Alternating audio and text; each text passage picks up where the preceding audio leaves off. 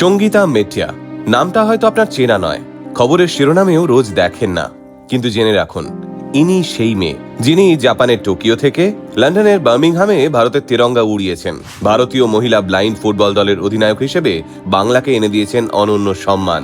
নিজের পায়ের জাদুতে ত্রাস সৃষ্টি করেছেন বিপক্ষের গোল পোস্টে। কিন্তু ভাগ্যের কি পরিহাস দেখুন, এহেন বিশ্বজয়ী জাতীয় দলের অধিনায়ককেও কিনা প্র্যাকটিসের জন্য শীতের ভোরে দাঁড়িয়ে থাকতে হয় মাঠের এক কোনায়। অপেক্ষা করতে হয় কখন পাড়ার ছেলেদের ক্রিকেট খেলা শেষ হবে, তবেই তিনি একটু প্র্যাকটিস করার সুযোগ পাবেন। যার কাঁধে গোটা দেশের দায়িত্ব, তার নিজের প্র্যাকটিসের জন্য এক চিলতে মাটিও এই দেশে বরাদ্দ নেই। হ্যাঁ, শুনতে যতটা কঠিন, বাস্তবে তার থেকেও বেশি তীব্র এই সত্য। তাহলে চলুন আজকের ভিডিওতে জেনে নেওয়া যাক সঙ্গীতা মেটিয়ার জীবন সংগ্রামের সেই অসাধারণ কাহিনী। জানাবো কিভাবে এই কঠিন প্রতিবন্ধকতা পেরিয়ে সঙ্গীতা হয়ে উঠলেন ভারতের গর্ব। পূর্ব মেদিনীপুরের পাঁশকুড়ার চিল্কাগড় গ্রামের অত্যন্ত দরিদ্র কৃষক পরিবারে সঙ্গীতার জন্ম। ছোটবেলাটা আর 5টা শিশুর মতো রঙিন ছিল না সঙ্গীতার। জন্মের সময়ই নিয়তি তার দৃষ্টিশক্তির 80% কেড়ে নিয়েছিল। পৃথিবীটা তার কাছে ছিল ঝাপসা, কিন্তু স্বপ্নগুলো ছিল স্বচ্ছ। ছোটবেলায় যখন বাড়ির পাশের মাঠে ছেলেরা ফুটবল খেলতো, সঙ্গীতা জানলার ধারে বসে শুধু সেই আওয়াজ শুনতেন। মনের ভিতর ইচ্ছেটা ছটফট করত, কিন্তু সমাজ তাকে বারবার মনে করিয়ে দিত, তুমি পারবে না। একরাশ অভিমান আর চেপে রাখা কান্না নিয়েই ছোটবেলাটা কেটেছে সঙ্গীতার। কিন্তু বিধাতা যার কপালে বিজয় তিলক এঁকে দিয়েছেন, তাকে কে আটকাবে? 2017 সালে রবীন্দ্রভারতী বিশ্ববিদ্যালয়ে বাংলা নিয়ে পড়তে এসেই ঘুরে গেল সঙ্গীতার জীবনের মোড়। সেখানে তিনি জানতে পারলেন দৃষ্টিহীনরাও খেলতে পারে। প্রথমে ক্রিকেট ব্যাট হাতে তুলে নেওয়া, তারপর 2018 সালে ব্লাইন্ড ফুটবল অ্যাসোসিয়েশনের সম্পাদক গৌতম দের হাত ধরে শুরু হলো এক অসম্ভব লড়াই। যে মেয়েটা ঠিকমতো দেখতেই পায় না, সেই হয়ে উঠল ভারতীয় মহিলা ব্লাইন্ড ফুটবলের দিশারি। মাঝ মাঠ থেকে স্ট্রাইকিং জোন। সঙ্গীতার পায়ের জাদুতে মুগ্ধ হতে শুরু করলো সবাই। 2022 সালে পুনেতে জাতীয় দল, 2023 সালে লন্ডনের বার্মিংহামে ওয়ার্ল্ড চ্যাম্পিয়নশিপ, আর 2024 সালে জাপানের টোকিওতে প্রীতি ম্যাচ।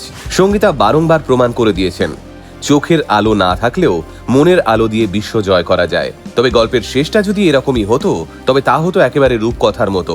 কিন্তু বাস্তব বড়ই কঠিন। বিদেশ থেকে ফিরে আসার পর সঙ্গীতার গলায় উঠল ফুলের মালা, জুটলো অনেক বাহবা, হাতে এলো অজস্র সার্টিফিকেট আর মেডেল, কিন্তু পেট তো আর মেডেল দিয়ে ভরে না। সঙ্গীতার বাবা একজন সাধারণ কৃষক। এই অভাবের সংসারে বিশ্বজয়ী মেয়ের জন্য নুন আনতে পান্তা ফুরোয়।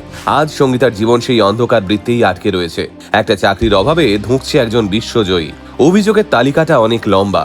সঙ্গীতার অভিযোগ, ফুটবল ফেডারেশন নাকি এই প্রতিবন্ধী খেলোয়াড়দের প্রতি খুব খারাপ আচরণ করে। খেলার মাঠে এক গ্লাস জল দেওয়ার লোক থাকে না, ট্রেনের টিকিটটুকু পর্যন্ত জোটে না, নিজেদের পকেটের পয়সা খরচ করে দেশের হয়ে খেলতে যেতে হয়। ভাবুন তো, আমাদের দেশের ক্রিকেট তারকারা কি রাজকীয় সুবিধাটাই না পান, অথচ এই মেয়েরা, এদেরকে কেন চিরকাল উপেক্ষা করে সরকার?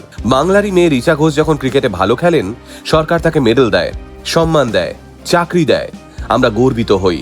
কিন্তু সঙ্গীতা মেটিয়া, তিনিও তো বাংলার মেয়ে, তিনিও তো ভারতের জার্সি গায়ে চাপান। তবে তার সাথে কেন এই দ্বিচারিতা? কেন তাকে প্রতিদিন সকালে মাঠে গিয়ে দাঁড়িয়ে থাকতে হয়? তার জন্য কেন বরাদ্দ থাকে না কোনো বড় স্পন্সর? কেন হয় না তাদের কোনো স্পেশাল লিগ? সঙ্গীতা আক্ষেপের সুরে বলেন, বড় বড় নেতারা অনেক প্রতিশ্রুতি দিয়েছিলেন, মুখ্যমন্ত্রীর দপ্তরে অনেক চিঠি লিখেছি, কিন্তু কেউ কথা রাখেনি। সবাই সাহায্য হিসেবে কিছু টাকা দিতে চায়, কিন্তু আমি তো ভিখিরি নই।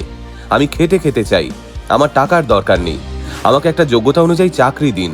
আজ সঙ্গীতার এই অবস্থা আমাদের গোটা ক্রীড়া পরিকাঠামোর মুখে এক বিরাট প্রশ্ন চিহ্ন।